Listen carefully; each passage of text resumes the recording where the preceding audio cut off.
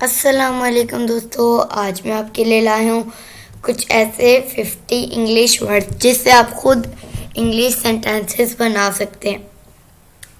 तो अगर आप मेरे चैनल पे न्यू है तो जल्दी से चैनल को सब्सक्राइब करके बेल नोटिफिकेशन को ऑल पे लगा दीजिएगा ताकि आपको मेरी वीडियोस की नोटिफिकेशन जल्द से जल्द मिलती रहे और वीडियो को लाइक शेयर करना ना भूलिए। तो चलिए शुरू करते हैं। वर्ड फिर तलफ़ुज़ फिर मीनिंग।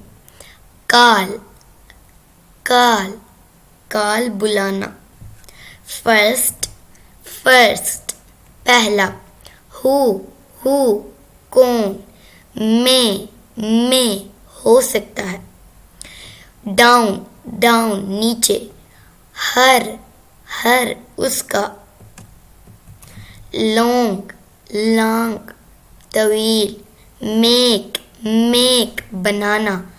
थिंक चीज या बात। सी देखना।